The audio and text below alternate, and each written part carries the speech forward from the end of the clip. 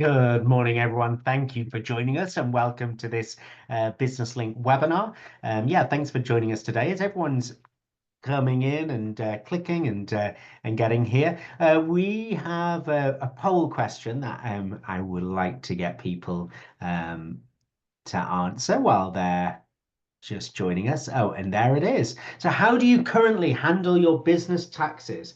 Uh, do you do it yourself? Do you work with an accountant or a bookkeeper? Do you do it yourself and use some kind of online tax software? Or do you still figuring it out? You don't know. Are you still figuring it out? I'd be interested to get people's input on that, since that's the topic of today's webinar: small business taxes, deductions, deadlines, and dollars. I know whenever we run an event like this, and we did one last week, there are always lots and lots of questions. Not so much about the deadlines, but definitely the deductions and the dollars. There's always lots of questions on those. So be great to see those. Before I introduce Vartika, I'd like to start by acknowledging and respecting that we're on traditional land, meeting grounds, territories, and gathering places and traveling routes of Treaty 4, 6, 7, 8, and 10, and the home to many First Nations, Métis, and Inuit people. In the spirit of reconciliation, we acknowledge the lands of those that have come before us, reside here now, and in the future. So yeah, I'd just like to welcome everyone. Small business taxes, deductions, deadlines, and dollars, and we'll cover most of the important common tax concerns small business owners face. I'm Matt Hill, Director of Operations and Client Services at BusinessLink, and I have the much easier job in these webinars always of just reading the questions out, but the expertise and the knowledge comes from Vartika. So Vartika is an independent chartered professional accountant and founder of her own accounting and tax practice. She works with sole proprietors, incorporated businesses, and nonprofits, providing tailored financial insights, tax advisory, and compliance services. So, without further ado, I'd like to hand over to Vartika, and over to you. Great. Thank you so much, Matt. And thank you, Business Link, for having me come present again. I'm really happy to be here. And thank you, everyone, for taking this morning, afternoon to spend with me about, small business taxes. If you run a sole proprietor corporation or a corporated business, one thing we know for sure is that we all have to comply with taxes. So, Matt, before I go ahead, I just wanted to confirm if you're able to see my presentation slides. Yeah, we can. Yeah, absolutely. Okay. Yeah. Okay. And actually, even just before we start, there's a couple of questions that I think will be Sure. rather quick to answer. There's one which is like, will we touch on the last webinar we did very focused on corporations? Will we talk a little about sole proprietors and partnerships, or are we kind of corporations focused with this? So this will be both. So this will be sole proprietorships and incorporated businesses. Yes. So we will be talking a lot about those two, what those two different businesses entail and what are the tax compliance if you're a sole proprietor versus a corporated business. So we'll talk more on those two. Perfect. Okay. And Clayton just asks, and I'm sure this will be the topic of it, but how do you do your business income tax on your own? So I suppose, is it possible to do your tax on your own? If you know the tax knowledge. Okay. If you're good enough to keep up with all the tax knowledge, there's one thing about knowing tax and there's another thing about keeping up with all the tax knowledge, the tax updates, because they keep changing. And, with our government right now, how that has been changing a lot. So if you're really good at keeping up, then for sure you can do it yourself. But if not, then apparently you will want to hire a tax accountant to help you do that. Perfect. Thank you. Okay, sounds good. So I'm going to get on to my presentation here, and just to give me a heads up if you can actually see my screen now. Can you see my PowerPoint slides? Yeah, I can. It's just a blank blue slide for now. Okay. There we go. All right, there you go. Awesome. So now you can see my slides? Yep.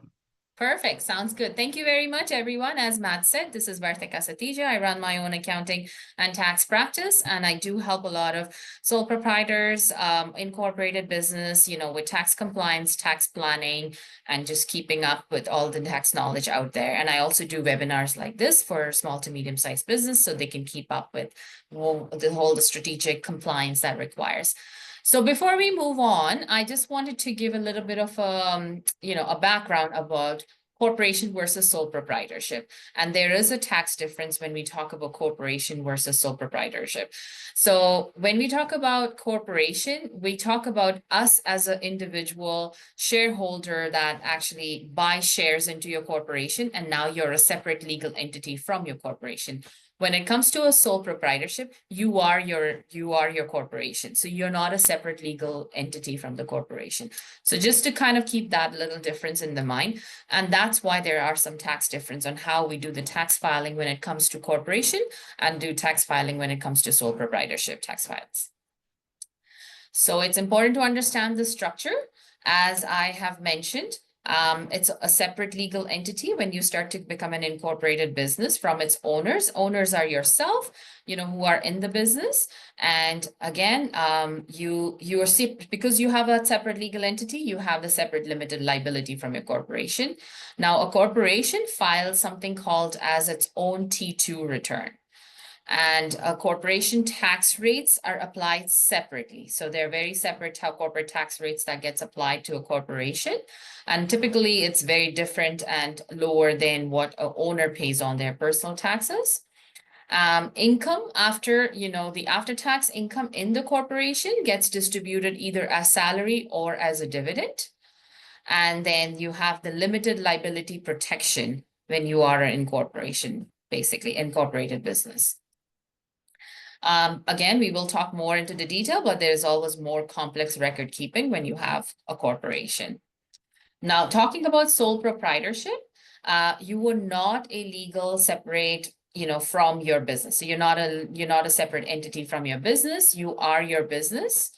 All your business income is reported on the personal tax return, which again, we call it a T1 return, which goes along with your personal taxes. And then the personal tax rates do get applied, which is typically a little bit higher, for individuals when we do file our taxes.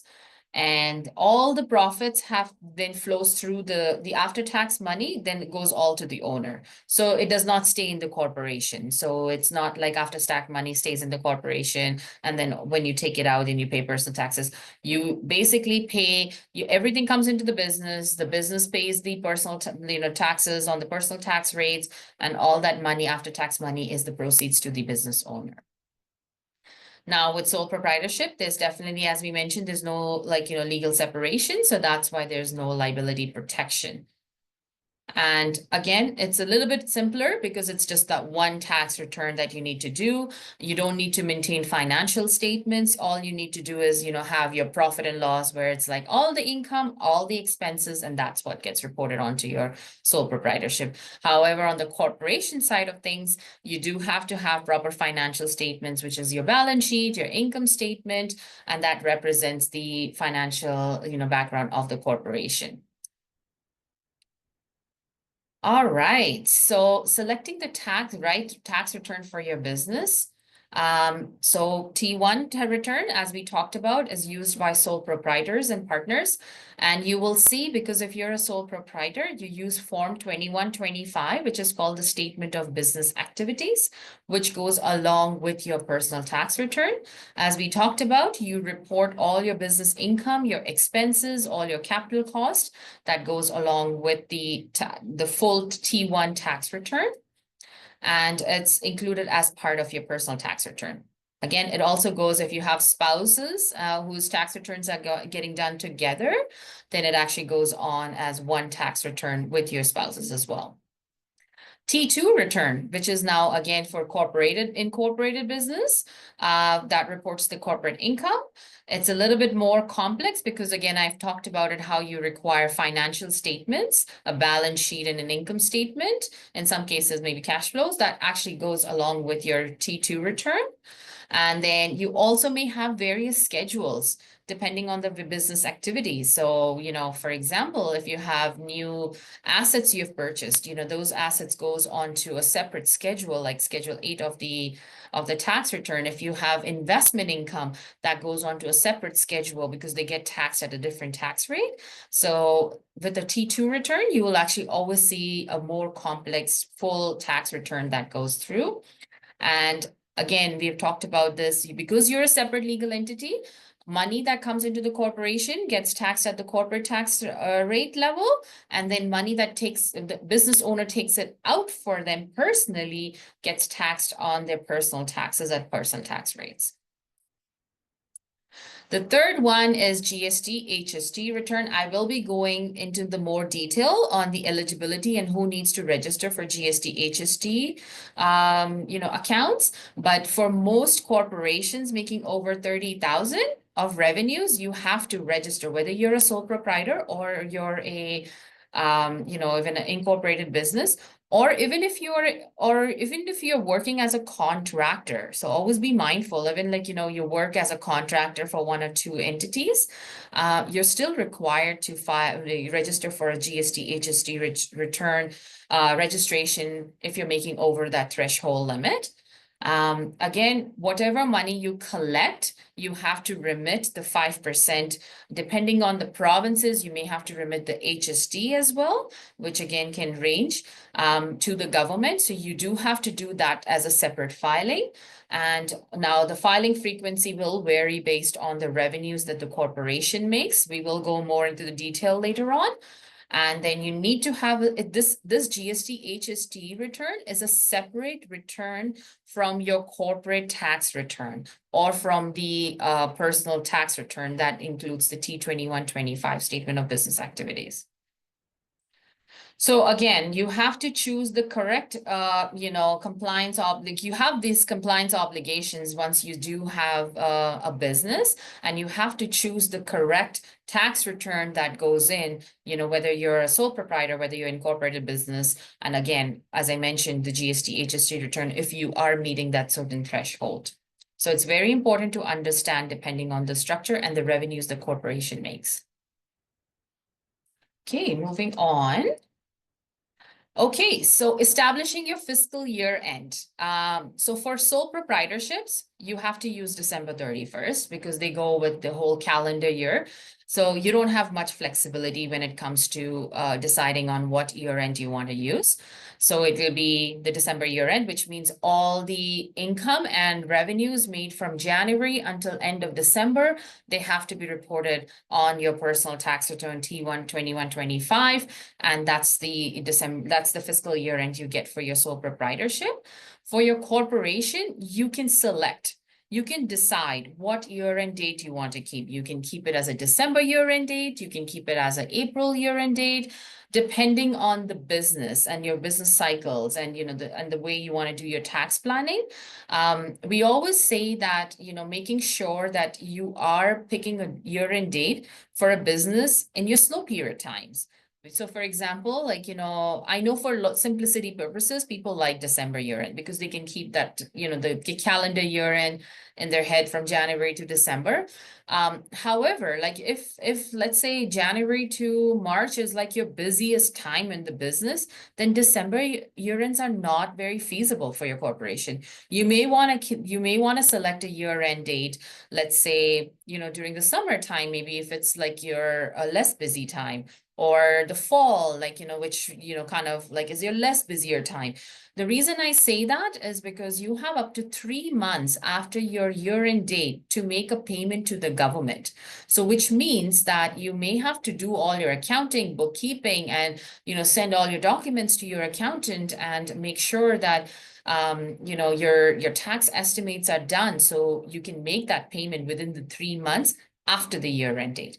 So we always say to wisely choose your corporation's year-end date.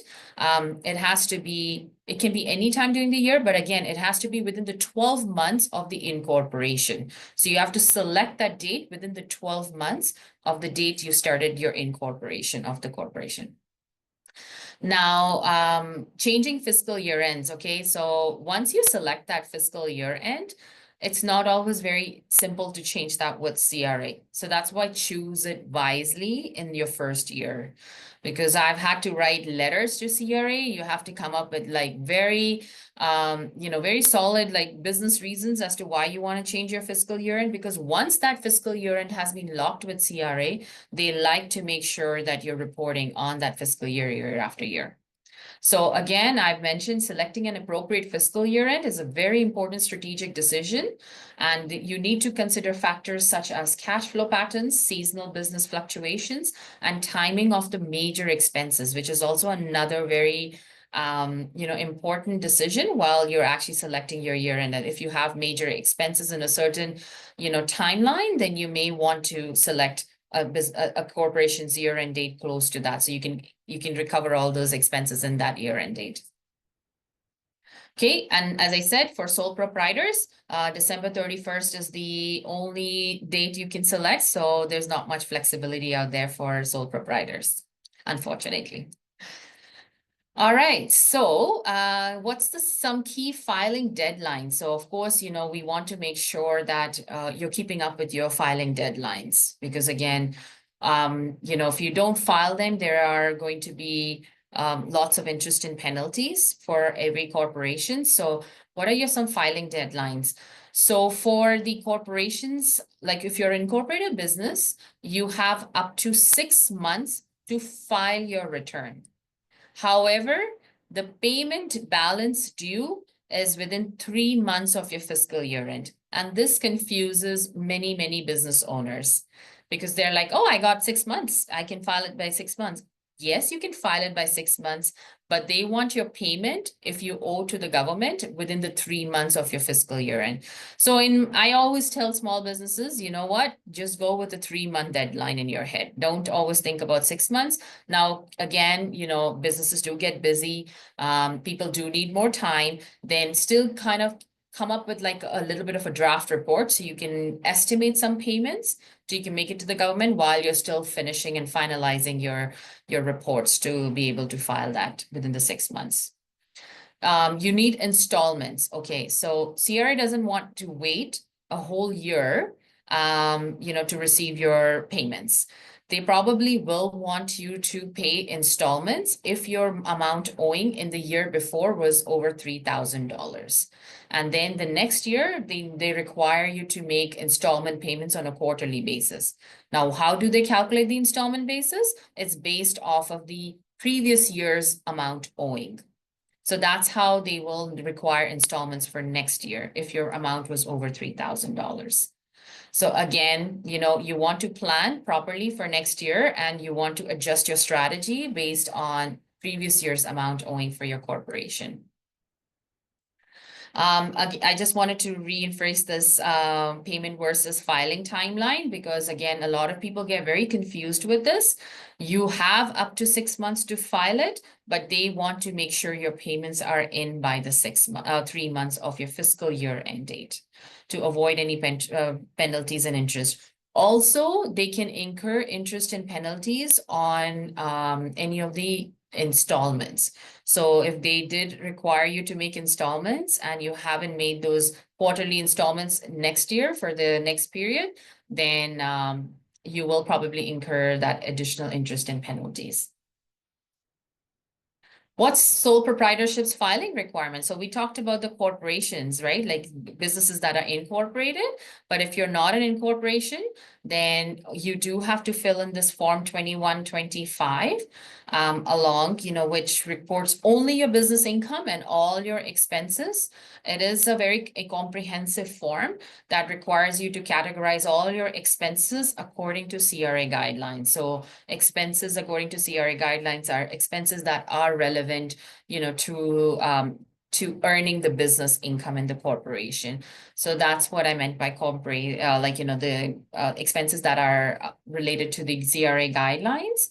And then the documentation, again, you should be keeping all the receipts, invoices, contracts, everything has to be maintained, even though they're not have to be submitted with the tax return.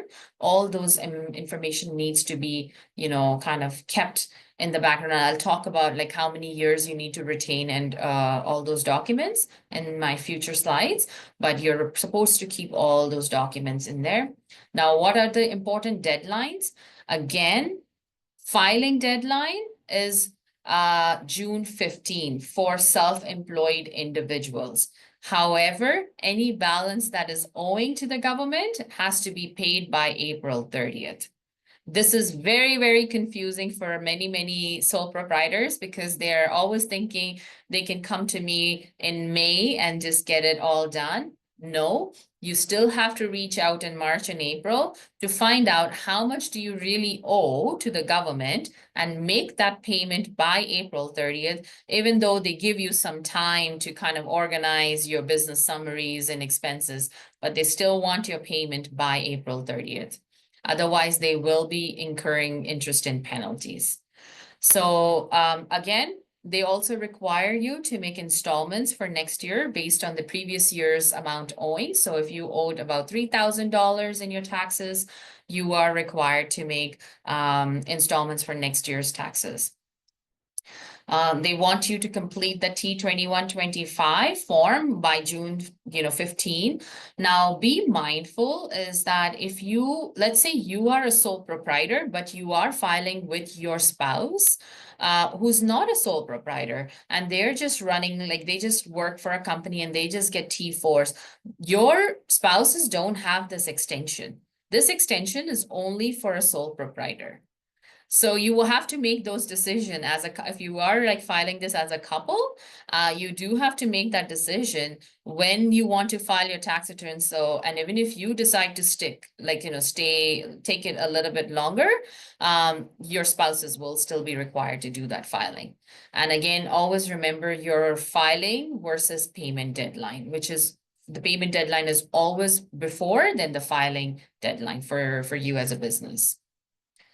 As I've already talked about this, meeting the filing deadline, June 15 deadline for self-employment, and you have to also understand your sole proprietor partner's filing deadline as well, if they're not a sole proprietor, but they're just working on employment.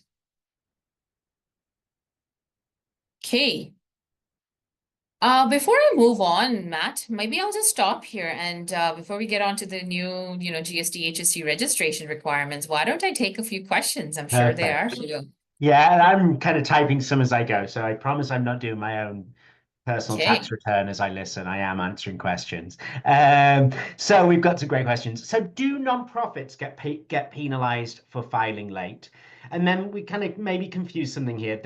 If they are below the 30K threshold and have never paid taxes, is that an issue? But there's two separate things going on there, hey?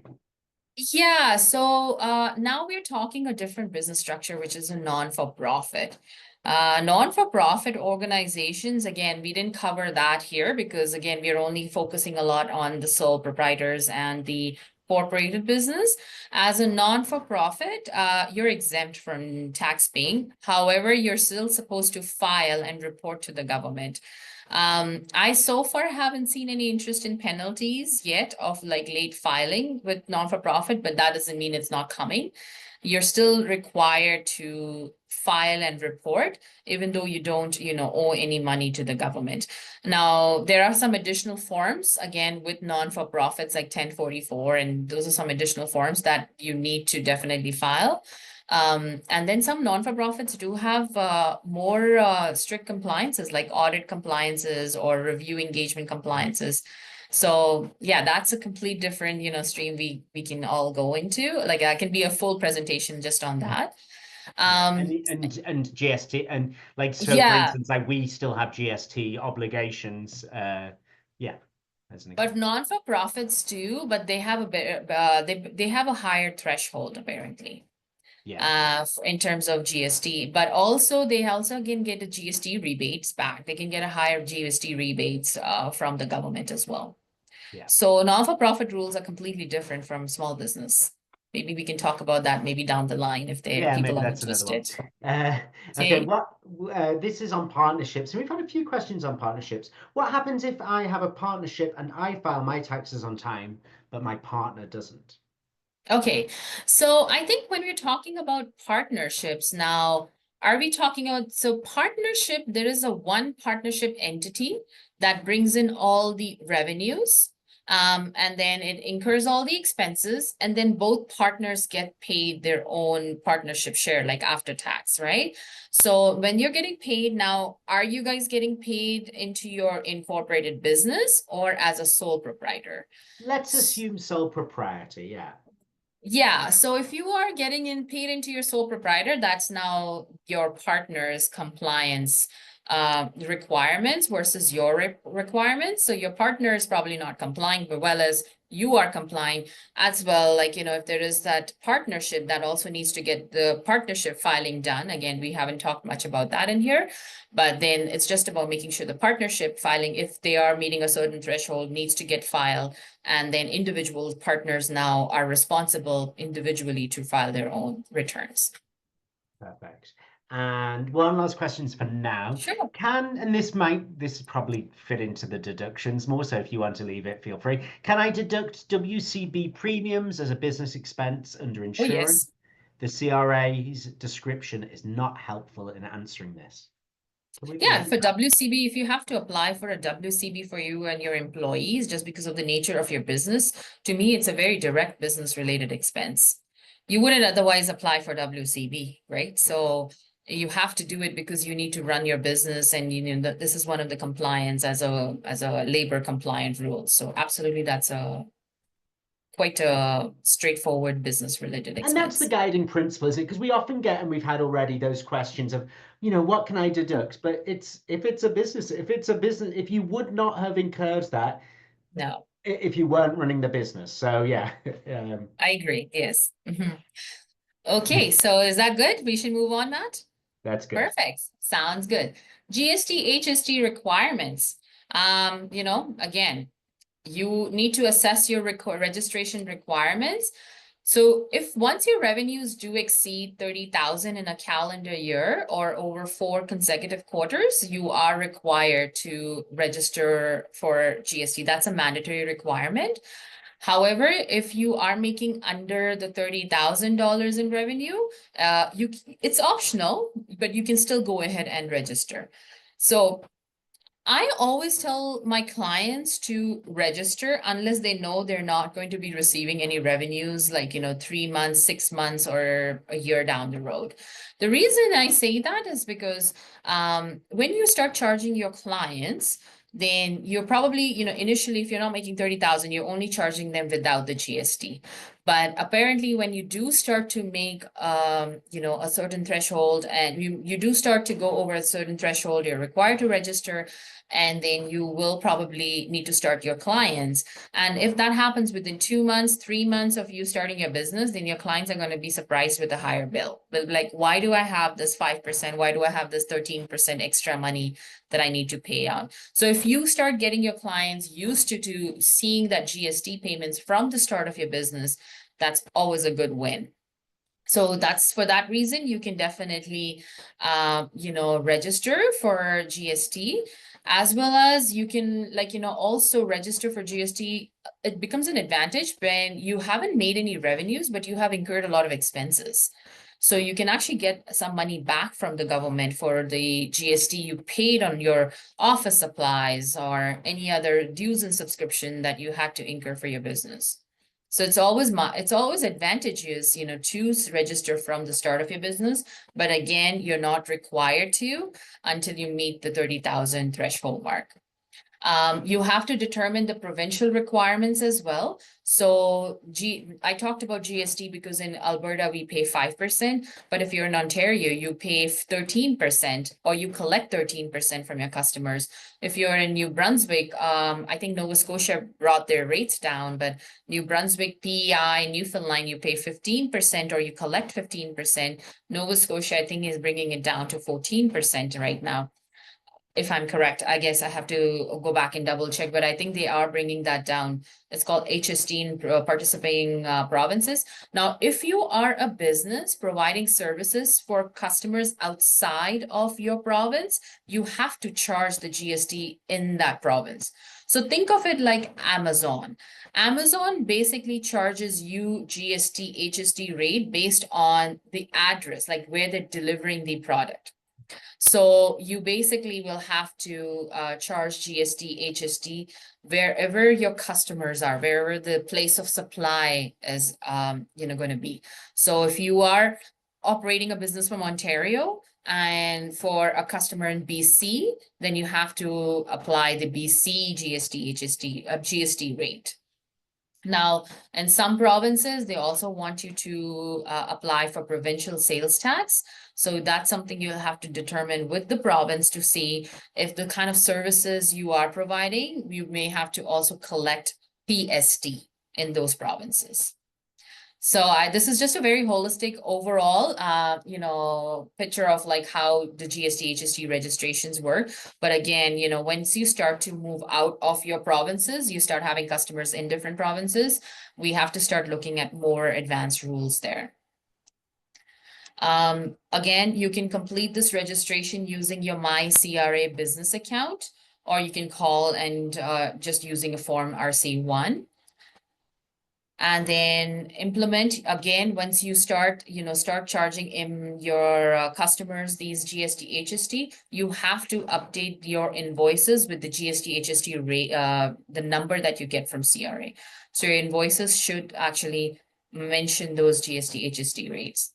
And make sure you're establishing good record keeping for collecting those taxes in those provinces. And when I say establishing record keeping, because again, if you are starting to supply services and products in different provinces and you're charging them different GST, HST rates, then you want to make sure you have a good software that is capturing the rate for that province. Okay, so what are some GST, HST filing and payment deadline? So you have three options. You can actually opt to be a monthly filer, you can opt to be a quarterly filer, or you can opt to be an annual filer. Now, what are some filing deadlines? So apparently, if you are a monthly filer, which means that you file and you pay GST for that particular month.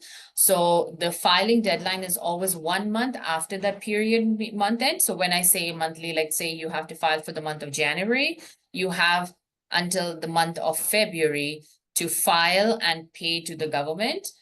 So for example, I've given an example here, July 1st to the 31st, and then you need to file and pay by August 31st. If you're a quarterly, it's 1 month after the period ends. So if you are from like January to March is your period, then you have until April 30th to file and pay. If you're an annual, which is 3 months after the period end, and that's going to be, let's say you're from September 1st to August 31st is like your period, then your filing and payment has to be done by November 30th. Okay, now how do you determine your filing frequency? So if your annual file, your annual revenues are under 1.5 million, then you're required to be an annual filer.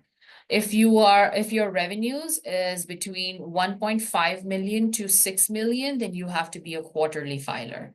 And if your revenues exceed 6 million, then you have to be a monthly filer. So these are mandatory requirements. Now, you as a business, even if you make less than 1.5 million, but you kind of want to keep on top of things and make sure the government has paid their revenues, you can opt to be a quarterly filer. But again, most small businesses, they start by being an annual filer, and they want to make sure the period end date is the same as their corporate year end date as well. So make sure they both match. So you're doing all your filings at the same time. But yeah, once you cross these thresholds, then you may have to do those filings accordingly. Okay, so I just wanted to put this, if you don't file and you don't make a payment, on time, with the government, then there are interest and penalties, and it can be accruing on a month-to-month basis. They'll do 1% on unpaid tax plus 0.25% per month on outstanding balance. So you are actually accruing more and more interest and penalties on a month-to-month basis if your filings haven't been done by the filing deadline date. All right, so what is input tax credit and how do you maximize on input tax credit? And this is a term we use, it's called ITCs. Basically, ITCs are that you can recover GST, HST that you paid on business purchases. So for all the, GST, HSTs that you paid on all the purchases. So let's say you paid for any professional services and they charged you GST, HST, or you paid on office supplies, you can actually get that money back from the government as well because you paid that. So that's basically the term we use as ITCs. So all the GST you collect from your customers can actually be reduced by the GSTs you paid on the purchases, and then you can come up with a net amount that actually gets paid to the government. So, as I said, you can claim on purchases use mainly 90% of the business expenses. Again, make sure that you pay GST because there are certain expenses we don't pay GST. So if you are buying items outside of Canada, you're not paying GST, HST on those items. In Canada, we don't pay GST, HST on insurances that we paid, just by law. So just be mindful that you're not just claiming, you're not recovering ITCs on amounts that you did not pay GST. It's only on expenses you actually ended up paying GST for what you can recover. Now, in terms of records, you want to make sure you keep the invoices, receipts that actually have the supplier's business name, business GST number, payment date, and a very comprehensive purchase description. So that's what, in case you ever get audited, that's the proof you will require to, supply against those ITCs you're claiming on your GST, HST. Here are some of the common expenses, like for example, inventory you purchase, equipment, marketing materials, professional services, accounting fees, rents, utilities, and telecommunications. Those are some items that we do pay GST on. Vehicle expenses are limited proportionally by personal use percentage. Again, we will go more into the detail of that. And for meals and entertainment, since we are only allowed to claim 50% on meals and entertainment, so 50% of the GST, HST is what we can recover. Time limits. Now, this is one thing. Let's say you missed claiming a GST on an expense that, you were like, oops, I did not know that I could actually recover expenses, like, GST on that. You have up to 4 years to claim that. So you can claim, let's say you did not claim the ITCs in the previous period, but you forgot to do that or you got missed, you can claim that in the following period, but you can only do that for up to 4 years. So you can only have up to 4 years of unclaimed ITCs on your GST, HST. Okay. So just moving forward, I know I kind of went through that very quickly. Just make sure you keep proper records because GST, HST is one item that does get audited by CRA. And that's easy for CRA to look because it's a separate return that goes through. And I have gotten calls from CRA saying, oh, okay, so I look at the revenue and the revenue happens to be 100,000 and then they take the 5%, let's say it's an Alberta corporation, then 5% is what they should be seeing the GST that needs to get paid out. But if your revenues don't coincide with the GST that you're collecting, you can probably, trigger an audit. And with ITCs, you want to make sure you have all the backup documentation that limits all the suppliers' information in there. So that's all about GST, HST. Very big picture, but it's very important to keep up with those compliances in terms of GST. And again, I just want to make sure you're understanding that's a separate filing requirement from your corporate tax requirements. Moving on to accounting methods for businesses. And the accounting methods you select will have the significant timing implications. So for most corporations, we are supposed to apply the accrual accounting method. So what is an accrual accounting method? So basically, accrual accounting method recognizes the income and expenses in the period it was incurred. So even though you may have not, have received the money, but the fact that you provided services and you have actually sent out an invoice to your customers, that's basically when you will have to report it on your accounting, on your reports. So we talk about saying that the income is recorded when it's earned, regardless of when the payment is received. So I get this a lot, like, people, sole proprietors, they send big invoices end of December, but the payments haven't been received until January or February, but their income has to be reported for the month of December. So that's a lot of people will be like, oh, my taxes are super high, even though I did not make that much money in that year. But yes, you did not, receive the payments, but you earned them basically. So you have to make sure that the revenue is recognized in the period it is earned, but not when it's received. Expenses, again, are recorded when it's incurred, even if it's paid later. So you can actually you can put those expenses into corporation, even if it was paid like after the year end date or after the December 31st period. So that's what's accrual method. It is mandatory for corporations, partnerships with corporate partners, and most businesses with revenue exceeding 500,000 to comply with accrual method requirements. I don't have that on here, but most sole proprietors are also required to go with accrual method. And for most of my sole proprietors, we go with the accrual method requirements in terms of recording. Cash method is another one. Again, it is basically income is recorded only when payment is actually received. Expenses are also recorded when paid, except for prepaid expense items. And the eligible, again, there are some, businesses that can actually go with the cash method, like, people who are running farming operations, fishing businesses, and then self-employed commissioned businesses, sales agents, basically. They can actually use the cash method, but for most of the other sole proprietors and corporations, you do have to go with the accrual method. Something to be mindful of.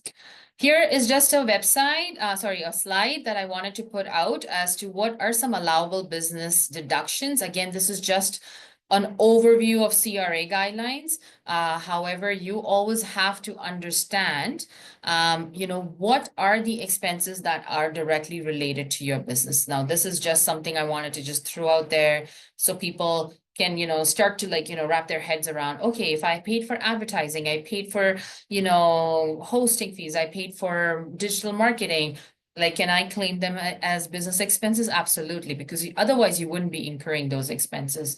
Some of your startup cost are going to be considered your business expenses as well. So make sure you're keeping all the backups, receipts, all of those expenses.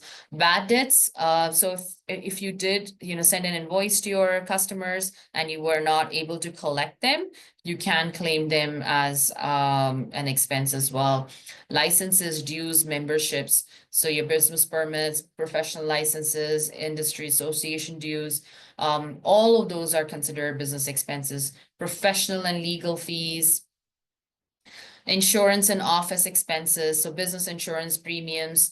Again, you talked about WCB. I do consider that to be one of the insurance premiums as well to run your operations, or like a salary cost for the business, maintenance costs, repairs, utilities, all of those expenses, and more, like, your commercial rent, your travels, shipping cost, again, employee compensation, which will be your salaries, payroll cost, all the CRA remittances that needs to get paid. And then for capital expenses, so if you purchased any capital items such as like equipment, computer equipment, furniture, we cannot just expense them, but we do, we do claim depreciation on them. So we actually amortize them over a period of time. So again, just to recap, expenses must be reasonable and they have to be directly related to earning business income. Maintaining thorough documentations, like, you have to keep your receipts, your invoices, and those business purpose explanations. Also be mindful that just having a credit card statement or a business checking account statements do not qualify as supporting documentation. Just be mindful of that. Basket, there's always lots of questions around these. So I see your motor vehicle one is the next one because people always have questions there. So I won't ask any of those, but I'm going to do some quick fire ones and you can say, Okay. okay. So would taking courses, upgrading skills, etc., Yep. be an eligible expense? I would say so. As I said, if it's directly related to enhancing your, your work. So apparently, like for me as a professional tax professional, I have to take a lot of tax courses. I have to do a lot of PD hours. Again, that's very directly related to, providing services to my clients in terms of the tax world. So yes. Perfect, easy. Can I deduct a gift for clients as a business expense? Again, you have to be it has to be reasonable. It has to be, yes, you can, like during Christmas time, people do incur a lot of like, business gifts for their clients and the customers. But again, it has to be like very relatable to your business. And that's always a gray area because, we want to make sure it makes sense in the kind of industry you are in as well. Yeah, I suppose what's customary for my realtor to send me, I don't Exactly. know, so gift cards for wherever, somewhere you can understand it, but yeah, if it's not customary. And I suppose that's another one. Let's say we say a bit about the clubs and professional membership. So let's say I Yes. am a realtor and I do, and maybe I enjoy a game of golf, and I use it to prospect for new clients. Can I just put all my golf expenses on my business? Unfortunately, we have a very, very direct CRA guideline on golf, memberships, and apparently they don't qualify.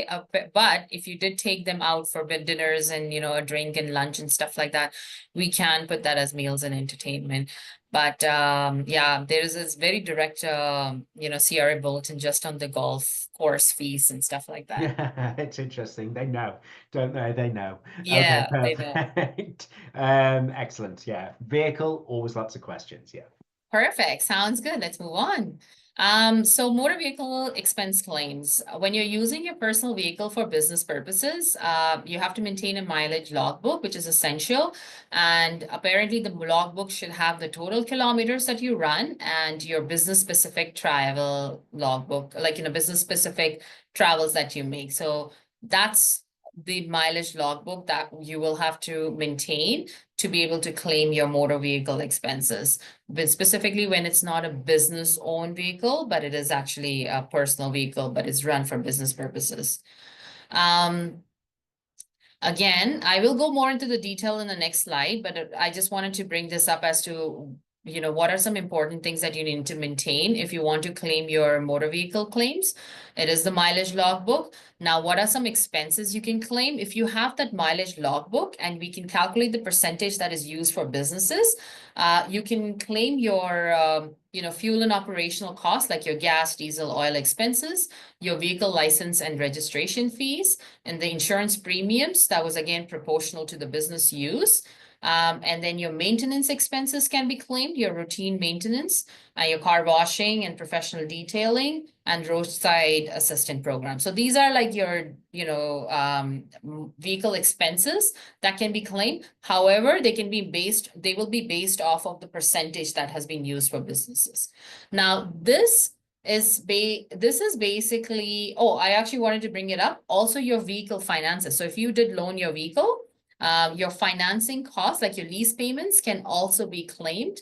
That will be based on CRA guidelines. So CRA does come up with a guideline on what's the maximum amount of lease payments you can actually claim on the vehicle.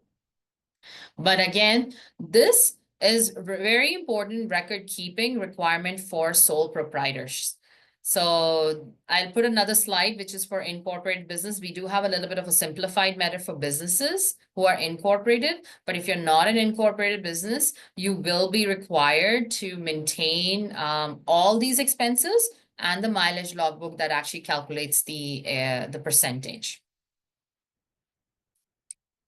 Okay, what qualifies as business travel? Get this all the time. Going from your home to your principal place of business is not a business kilometers. So if you do rent an office, let's say at a co-working space, or you do rent an office at, any other place, going from your house to that co-working space, to that principal place of business is not considered business travels. Business travels are basically, trips that you make to your clients' locations or different work sites, or you're picking up your business supplies, or you're attending business conferences. So something that is outside of your principal place of business, but again, has to be related to your business. That's what considers a business travel when you're maintaining that logbook.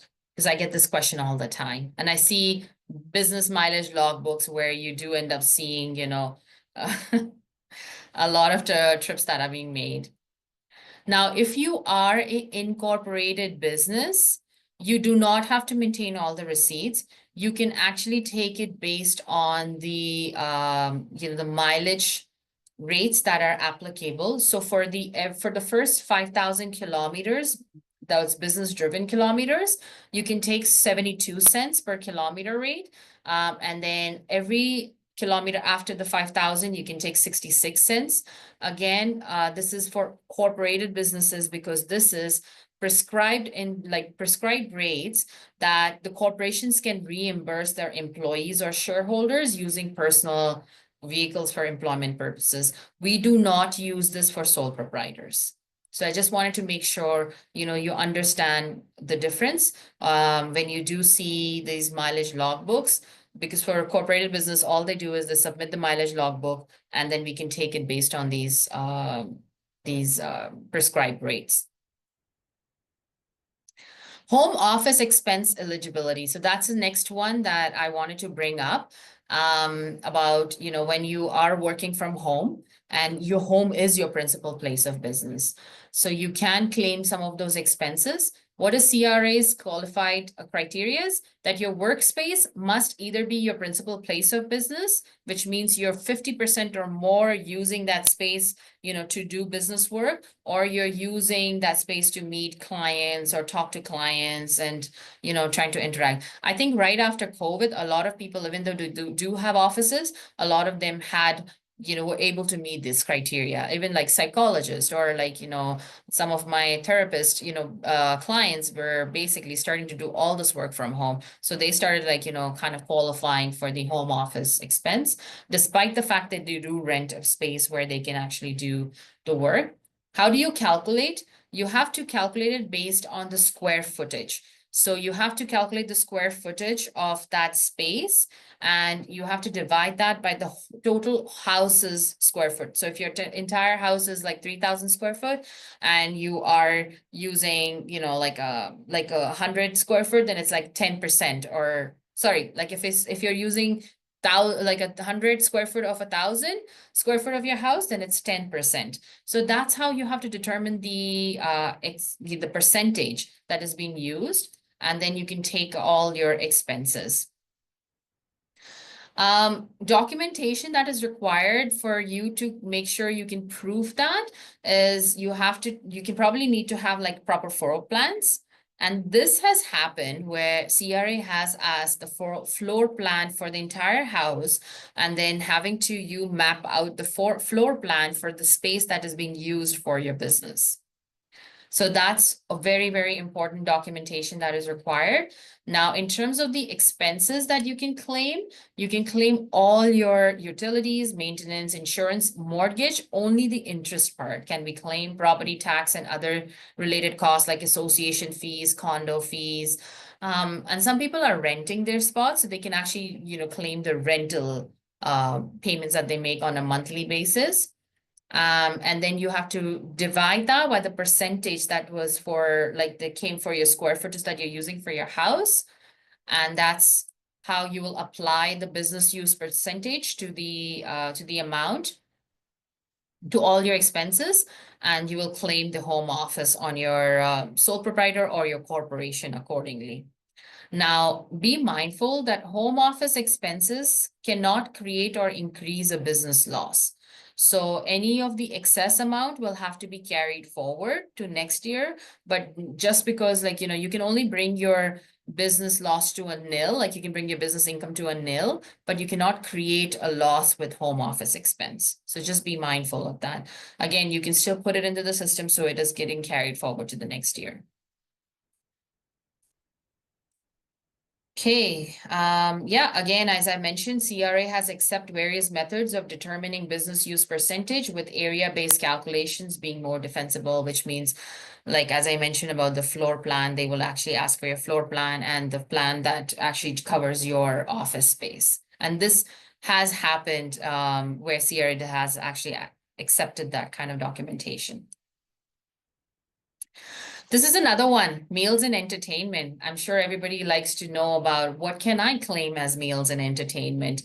So the general rule for meals and entertainment is only 50% of those costs that are tax deductible. So again, like if you take a client out or you go on a business trip, only 50% of those expenses can be claimed as a business related expense. Now, there are some exceptions to claiming 100%. Again, if it is an employee event, even if it's an employee event, it's only allowed up to 6 events a year. So if you're passing the 6 events a year, then it has to go back to the standard deduction rule. But if you're like, up to 6 events a year, it's going to be, you can claim 100% of those meals and entertainment. If you are sponsoring a charity event, where you're paying for the meals for specifically for a charity event to benefit like the charitable organization, then you can claim 100%. If it's a bill, like you went on a business trip, but then you're going to get it reimbursed from your clients, then you can claim 100% of it. Again, if it is a remote work location meals. Again, if you sent your employees out on a remote area to go work and then you incur those meals expense, then you can claim it as 100%. But other than that, all the meals and entertainment are going to be under the 50% rule. And now we'll talk about how long have to keep your records with CRA. I'm sure everybody was like, okay, how long do I keep it? The standard rule is 6 years. So you need to maintain your tax returns and your supporting documents, as we talked about, your statements, your receipts, your, any of the invoices, and all of that has to be maintained for up to 6 years. CRA does accept electronic copies. So nowadays we do have these apps that you can save them electronically. You have Receipt Banks, you have, I think, HubDog. There's a lot of these apps that you can just store all your information electronically, and that works. If you're a corporation that is dissolving, you are still required to maintain all the documents for at least up to 2 years after the dissolution. So if you dissolved in this year, you're still required to keep all your documents for the next 2 years because CRA can actually, open up even if your company has closed down. So effective record retention ensures the compliance and making sure you're protected by those CRA audits. Again, if you don't have any of those documents, you will not be able to be protected by any of the audits there. And that concludes my presentation. I know we have a lot Perfect. of questions here, Well, so we might as have. well keep. Yeah, we have, but we don't have a ton of time. So obviously, yeah, if people need to kind of head off, we can maybe run a minute or two after here. But if people need to head off, thank you so much for attending and asking your questions and being involved. But if Bartek is okay with this, we'll maybe stretch kind of 3 minutes Sounds after good. 12. Okay, perfect. So I've got some, yeah, again, kind of quick fire questions that we'll go for. So Yasia asks, if I am using my basement as a business office, Mhm. how will its proportion be calculated? Can I just say 50%? Yeah, so that's a good question. I get this all the time. When you're using your basement, they will always go with the portion that you're using. You cannot just say that my entire basement is my office. So if you are like a service provider that only needs a desk space, that's what you need to measure is that desk space, and maybe a little bit of a storage space. And that's just the square footage that you can actually comply, unfortunately. Yeah, yeah, I have that. Yeah, so like for instance, yeah, like this is my home office here. I can do Yes. that, but if my home office was the biggest room in my house, probably not. Um, Someone asks, a couple of people actually ask about public transport, and so if they say if you were taking the bus to a client's office for a meeting, could you expense that? Sure, yeah, why Yeah. not? You know, if But it's a what, specific business trip, yes. yeah, and let's say I had a monthly public transport pass that was costing me $100. How would I deal with that?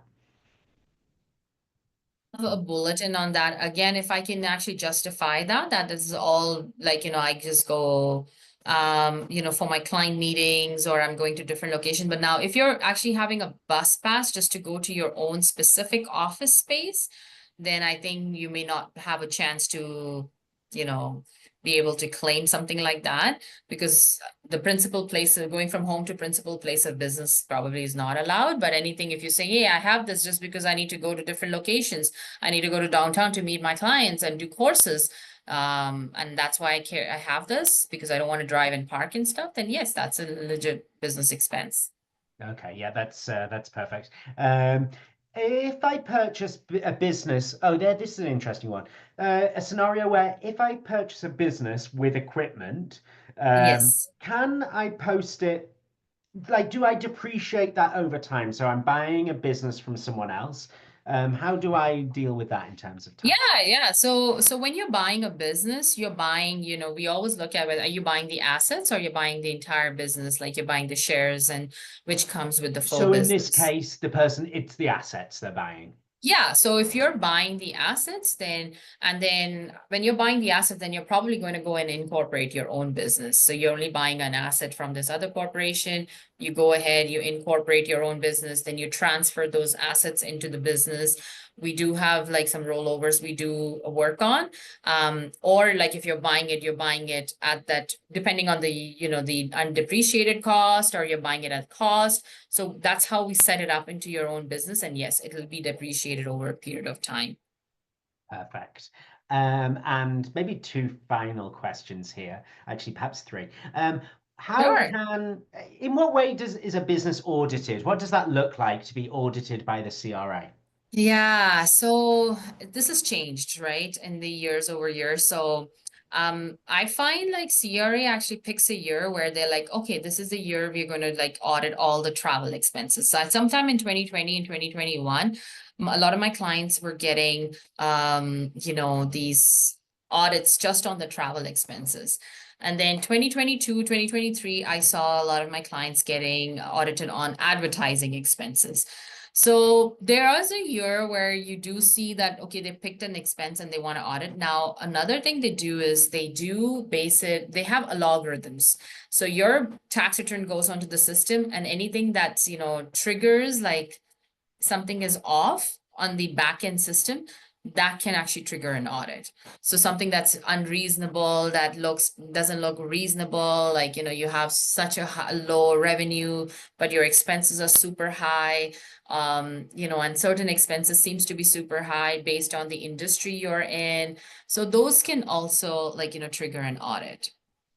Yeah, and we see that we know, like for instance, like I could pull the data in the next 5 minutes of what the Yeah, average coffee shop in Canada spends on yeah, marketing in a year. So if they're exactly. seeing like expenses that are three times that, it's probably It's going to something they're trigger. going to, and it's very possible that's justified, isn't it? Like point in the business cycle, whatever. But I suppose that's where it's important to have that evidence. And Yeah, it's true. kind of, yeah, a couple of things just to kind of wrap up, which is one's perfect. Shannon asked this question early on, and then someone else has just asked Is it. asking if you're taking any new clients at the moment, and yeah, they're Sure. in business and they want to have an account to help them along the way, especially for setting up. And also, do you provide these forms or logs in the package, or where do they find them?